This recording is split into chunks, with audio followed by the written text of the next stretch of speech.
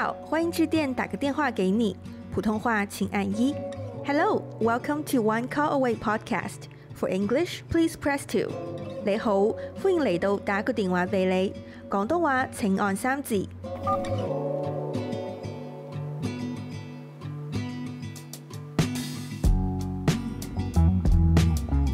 Hello everyone, welcome back to another episode of Miss Hong Kong, where we invite people from Hong Kong or people who identify themselves as a Hong Konger to share the experience living in Hong Kong, and we talked about some misconceptions of this city.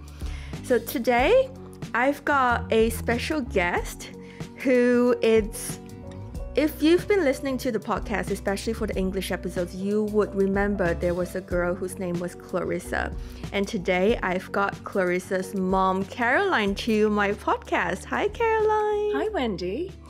It was really interesting because I thought about doing this episode because there was one day I was walking with Clarissa to a tailor's shop in the Worldwide Housing Central.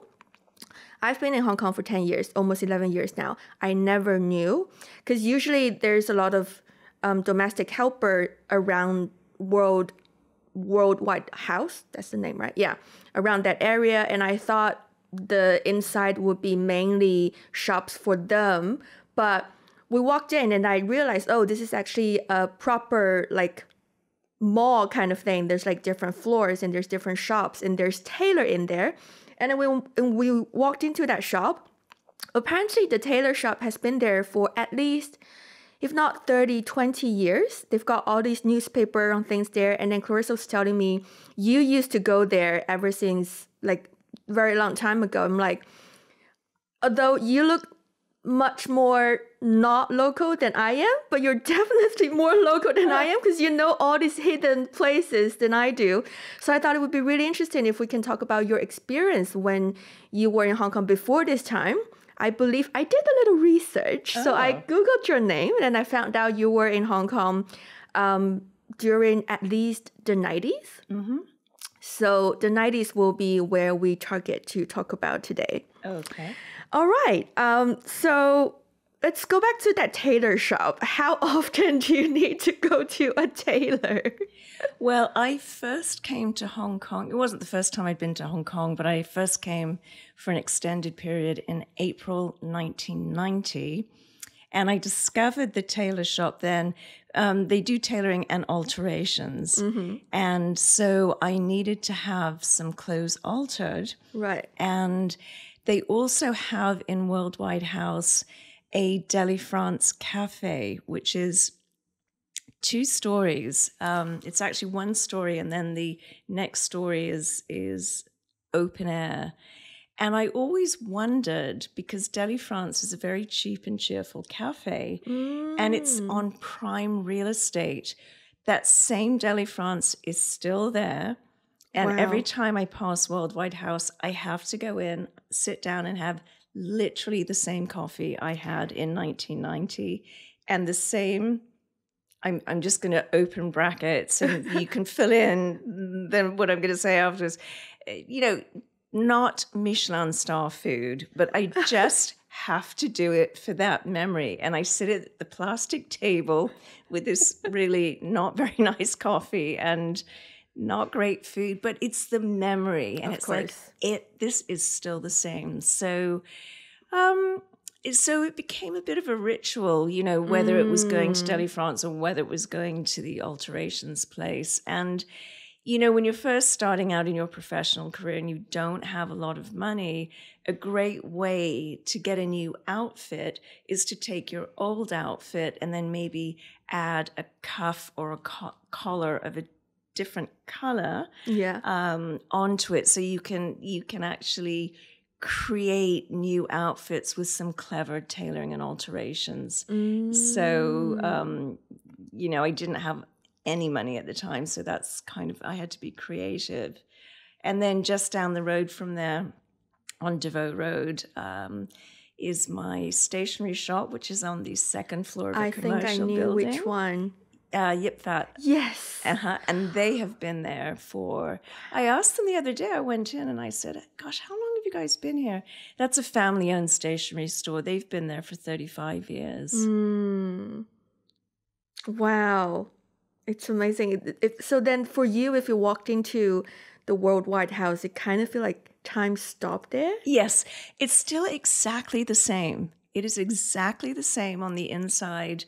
The setup of the stores, the energy is still the same. The sort of organized chaos, it seems chaotic, but once you know your way around, there's a certain order in it. There's an order in the chaos for sure. Yeah. Wow, so fun. Was there a lot of foreigners in the city?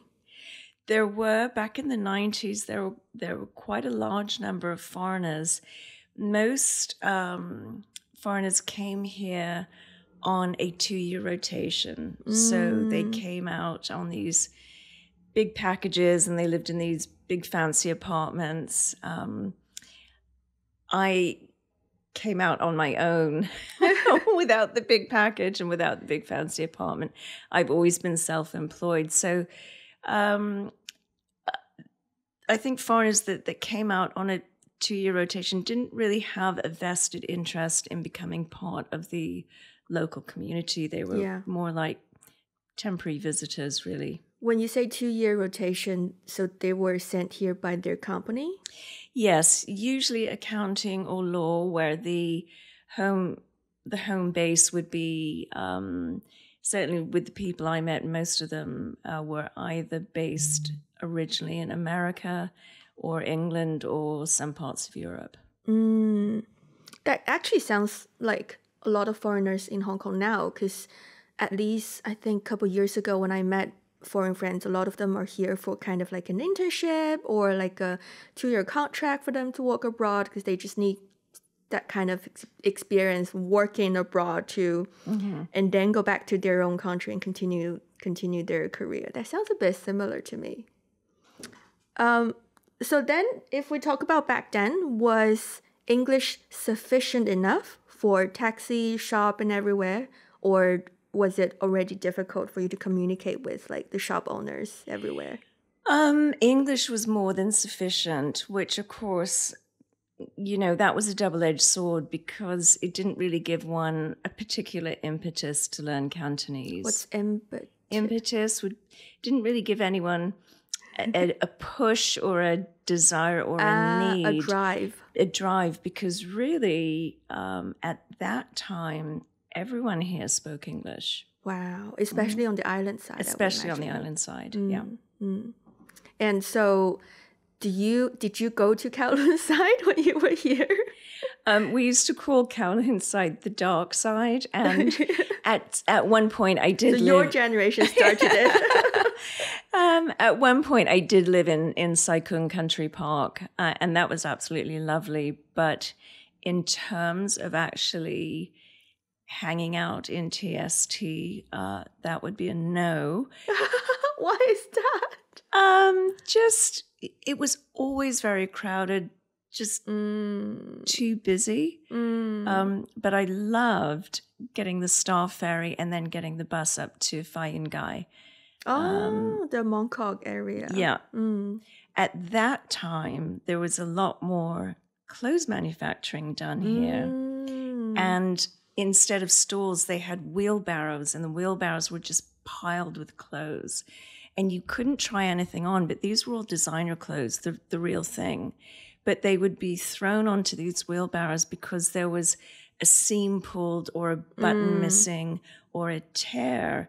And you knew it was designer because you could see the designer label, but they would cut it. And so I was extremely well dressed at that time, despite, again, still really, really not having a lot of disposable income. I went to a secondhand shop in London and I got a Puma jacket, and secondhand for sure. And then I was looking at the tag, it was saying made in Hong Kong. So I was wondering, when did Puma have the factory in Hong Kong? Because I never knew that was in the history. And now I think it was back in the 90s then. Very, very likely, yeah. So the market was where you get a lot of your clothes. Yes. In fact, I think it's where I got all of my clothes and all of Clarissa's baby clothes and all of her brother's clothes. I was quite a regular, and I really knew all my wheelbarrows very, very well. I loved going up to Fai Yin Gai. And how do you bargain with the shop owners at Fai Yin Gai? Yes, at that time you could. Bargaining was a big part of the buying and selling process. It was terribly dramatic and terribly theatrical.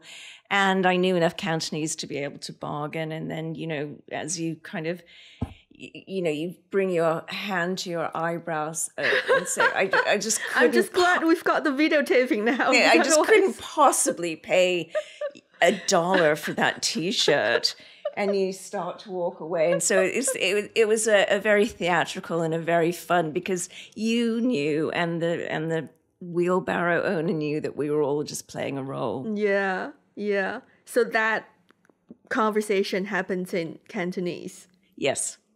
Fun. Yeah. So you knew numbers in Cantonese then? Of course. At least. Yes, of course. Yeah. But was there a lot of people doing the same thing, as in a lot of foreigners doing the same thing? Not that I recall. I think because I was self-employed, I didn't tend to mix with a lot of other foreigners, and I'm not sure. And again, when you're on a socioeconomic disparity, perhaps friends who were, true expats would not be comfortable going and shopping in an open-air market, would be much happier just going into a traditional overpriced shop. Was there Marks and Spencer's back then? It just opened. The first Marks and Spencer's opened here. I'm trying to think the location. I think it was on the other side, the very first one in the 90s. And I remember it was just, it was like all our Christmases came on the same day when Marks and Spencer's opened. Yeah. You mean the other side, as in TST side? As in the dark side, yes. Wow. But right now, the biggest Marks and Spencer is probably the one in Central, right? I think so. Yeah. No, it's not. No, Clarissa's shaking her head. Okay, you can shout. It's an Olympic. In Olympic City? In the mall? Yeah, it's huge. Oh, wow. But the one you might be thinking of is next to the peninsula. There's Marks and Spencer's. Yeah, there's It's that one. That could have been. So there was one that was opened, and then it took a long time until more branches were opened. So there was, I think they were really waiting to see, was this going to take off or not? In Hong Kong. Yeah. Cool. So you mentioned about friends as well. Did you had any Chinese friends? I did, yes. I had a lot of Chinese friends. I am a Buddhist, and I meditated with a Buddhist group here, and everyone was Chinese. So everything was kind of taught in Chinese then? Yeah. So your Chinese was pretty good. My comprehension was okay, but when it comes to Buddhism and meditation, most of it's silence. That's true. So that was quite easy. And also my kids went to local schools. So as happens all over the world, as a parent, you tend to make friends with other parents of kids at the same school. So, of course, I became friends with my children's friends, and the kids were, I think, the only non-locals at the school. I remember seeing a picture from Clarissa sent it to me, or you sent it to me, from her kindergarten. Very possibly. Yeah, and she was the little, pale blue eyes girl in the front row, and obviously the love of the whole kindergarten was there. Yeah, that was so cute. And then why did you decide to send your kids to local school back then? I think it is such a gift to be able to give a child a second language, and so whatever country. That's actually, well, finish your thought and then I'll follow up on that point. Okay. I think whatever country one lives in, if it's not the country of your native language, why not? the school is there, the opportunity, even if it's some language that you're never going to use again in the future. And you, of course, we never know that for sure, but it just opens up that side of the brain. The brain is a muscle, and it opens up that, neuroplasticity and that fluidity of the brain. And I think that's the reason why both of my children now speak a lot of languages. That's really interesting, because I thought I'm being a bit narrow. Like, for people who are from the UK, like, English, it's your language. And even back in the 90s, perhaps half of the world already knew English. And for someone who already got that as your mother tongue, you still want your child to learn a second language. Did you learn the second language during your childhood growing up? Well, actually, yes. So it probably did stem from that. I grew up in Japan, and so I was exposed to Japanese very early on. And yes, it probably was always just inherent with me, in me, that, a second language was just really pivotal to a child's growth and development.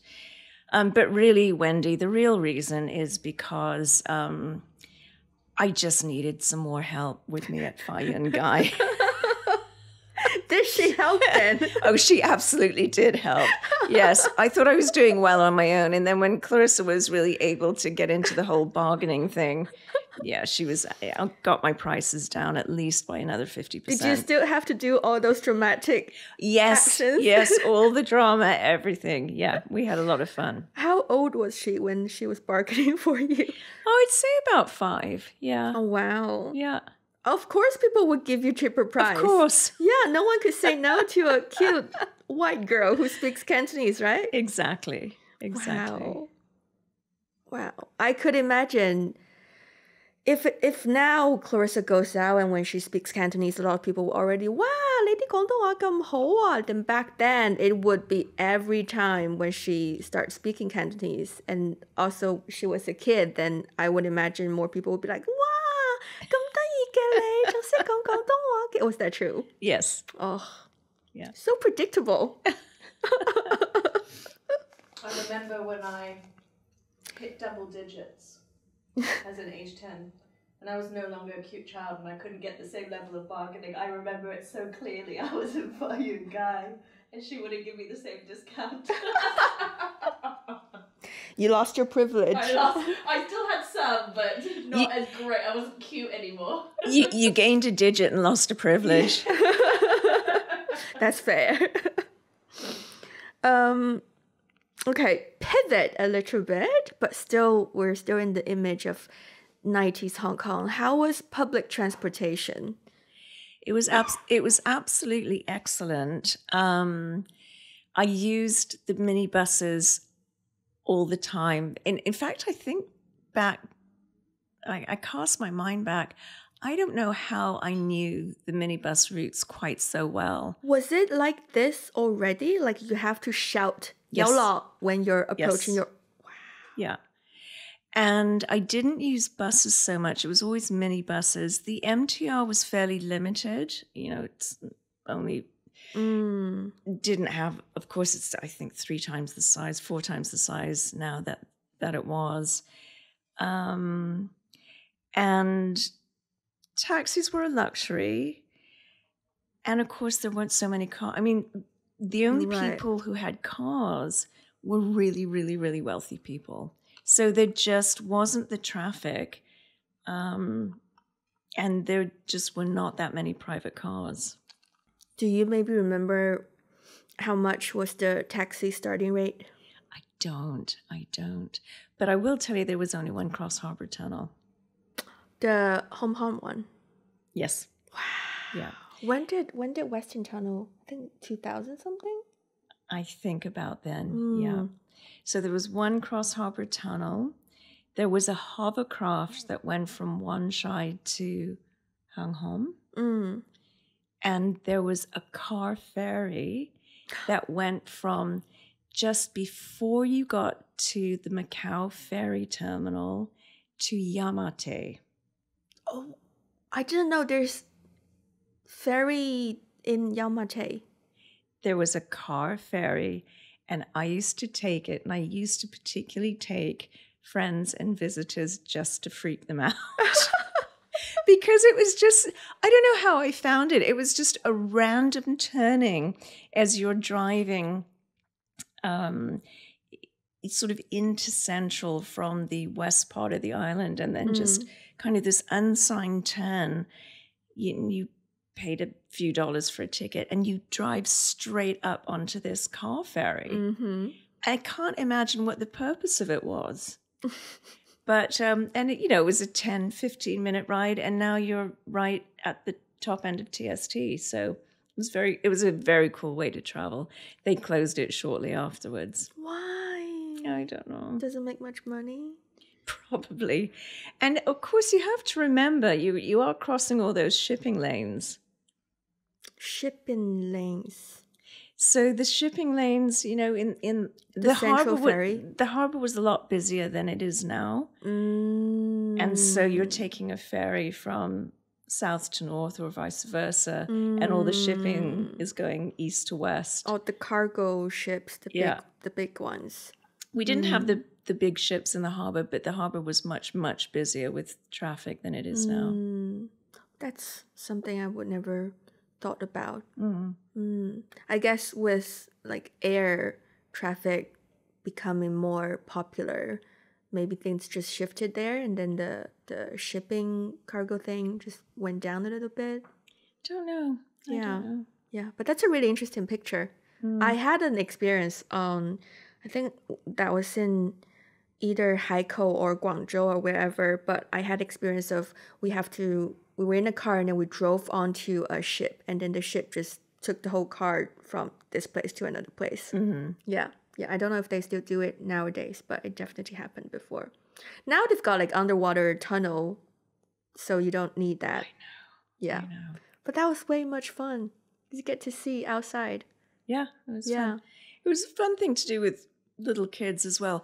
And also, of course, the Star Ferry ride was twice the length it is now. So if you didn't know what to do with the kids and just wanted to take them for a day out, just going on the Star Ferry over to TST, get an ice cream, back on the Star Ferry. And that was and it was really fun. It was terribly exciting. And that was a big, thing that would kind of take half the day. And so that's like your weekend activity to take out the kids. Yeah. What other things you do with their children back then? Oh, there was lots to do, just kind of the beaches and lots of hiking up in the New Territories. And Clarissa was very into ballet at the time. I remember. So we went past the ballet studio recently, which is wedged underneath the Garden Road flyover. And I looked at it and I thought, at the time then I had a car, and I thought, where on earth did I park to get her to this ballet school? I do remember even back then it was a bit of a trauma trying to just logistically get to this ballet school. So we have another friend here who took ballet with Clarissa, and I must ask her mother what the logistics were to get to and from ballet, but it had something to do with hair-raising moments of weaving in and out of, because the Garden Road flyover, it's just like an intersection of all these roads and traffic. If you miss one exit, you miss a lot. You took another 15 minutes to come back. Exactly. Yeah. So, Wow. I'm just trying to think what other things I would be curious to know back in. There's no internet. There wasn't internet. So entertainment is mainly on TV. Well, there were only 2 channels on TV, Pearl, and I can't remember the other one. And on Pearl at 9:00 every night, they would show an English movie. I grew up watching the Pearl Night Pier movie, actually, because we had Pearl in Shenzhen. We could get Pearl in Shenzhen. And I don't remember, but I mostly just watch it on Friday, Saturday, or Sunday, because other days I Right. need to work and study. But yes, I remember every night there's a pretty good movie showing there. And I think they've got Chinese subtitle. That's Yes. how I could watch it. Yeah. Yeah. And that was the thing. You had no choice. But again, if it was a Friday or a Saturday, you just kind of felt like hanging out at home and watching something, you had to watch what was going to be shown. So, That's true. It was a 50-50 shot whether it was something you were going to enjoy or not. So yeah, that was entertainment. Otherwise it was just, lots of party. But I think probably just the 90s in general globally were much more social before the internet came along because you just went out and about and met people and did things. And Was there, because now we've got like the central harbor area where there can be music festival like Clock and Flap or like the AIA Carnival, that kind of stuff, and then there's West Kowloon area. Was there that kind of space where you have like public activities, festival kind of thing? Victoria Park would have been the main place to do that. The one in Tin Hau Causeway Bay. Yes. Yeah. And Kai Tak was still at the airport. Yes, it was. Oh, talk about that airport. Very scary. Very scary. And in fact, I remember, well, it was scary being a passenger coming in. It was an incredibly efficient airport. But one time I was in Kowloon Tong and I hadn't been in Hong Kong long. And, the planes, you could literally put your hand up and feel that you were actually touching the bottom of the plane. And this one huge plane came so low that I screamed and I just leapt into a shop. And the shop owners and his family all stood around laughing at me because I probably wasn't the first person that had done that. But yeah, it was interesting. My father used to fly in and out of Kai Tak in the 50s. Wow. And he, on approach, so you come in and you bank right, and on approach, he lost an engine and he also lost all his navigation. So he came round, but he knew the geography of Hong Kong well enough that he literally drove the plane, navigating his way. He was driving above Nathan Road. He was using Nathan Road to direct himself. Wow. And, because it was in the 50s, it wasn't terribly sophisticated radio signals or anything. Yeah. And basically landed the plane by himself, just using his own geography of Hong Kong. Wow. And is that the runway? Mm-hmm. It wasn't really long, right? You kind of just have to stop when you have to stop. You had to stop or fall off into the harbor, yeah. Wow. That's so cool. I've got 2 questions left. The first one, so you came back to Hong Kong recent years, and you're now settled in Hong Kong again. And just comparing from your experience now to the experience you had before back in the 90s, what's the biggest difference between them? I think that's really easy to answer. Hong Kong is now so much more integrated. I feel that we have come together as a community, no matter where you're from or what culture you're from or what languages that you speak. I feel that we're accepted. Back in the 90s, when people came for their 2-year rotations, had a lot of money, and weren't really concerned about becoming or entering into the community in any way, there was a great division. And I think there was a sense of superiority by the incomers, and I think there was a sense of resentment by the locals. I absolutely do not see that anymore. And I'm really, really enjoying this, really pulling together as one. I think it's a beautiful thing. It's a very nice vibe. And I know people who don't know Hong Kong think, oh my God, it's so hectic. I don't find it hectic at all. There's actually now a calmness about it. The fact that we have all these wonderful coffee shops and the fact we have all these dogs. There never used to be dogs in Hong Kong. And now we have my vet was in TST. That's how few dogs we had. Wow. And now you see dogs and pet shops and vets everywhere, and everyone loves their dogs and takes care of them. So it's really an amazing cultural blend with everything's accessible. So I'm very much, I've seen a lot of change, and this is change for the good. But if you could bring back one thing from the 90s, what would that be? Well, apart from the Yamate car ferry, which was so much fun, seriously, I would bring back the weather. The weather? Yes. What's the difference from... I lived in Hong Kong for many years with just a fan. Right. And many people did.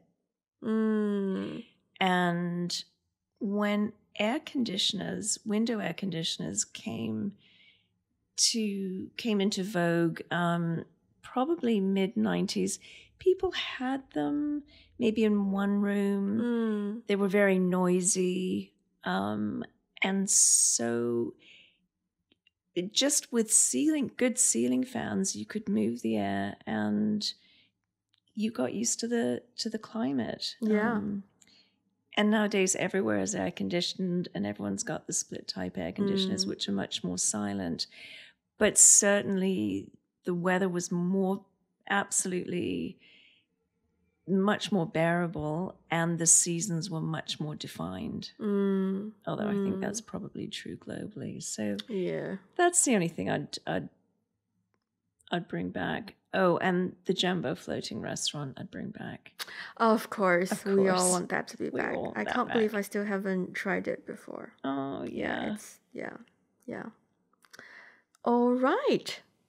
I like this episode a lot because I always love to learn about older things that are not my age that I couldn't experience myself, because it's just it was really weird, but I think there was a period of time where I was really into older Hong Kong things. I was reading a book about Hong Kong history, and then there was enough old Hong Kong on Facebook. There's an account that often shows you like the old Hong Kong city in a picture, an old picture, comparing to that same area from the same angle now. And I had a dream one night. I remember it. That dream I had was in black and white, and I was in like 80s or 90s Hong Kong street, and people were like walking with not much cars in the road, basically no cars in the road, and like all the three-wheeled carts people, and like it was like, wow, it was really amazing. So I'm really glad I get to interview someone who actually lived that age and to having a more vivid picture of what Hong Kong was like before. Well, thank you so much, Wendy. It's been an absolute privilege being on this podcast with you. My honor. Thank you so much. And I hope you audience also like this episode, and we'll see you next time. Bye. Bye.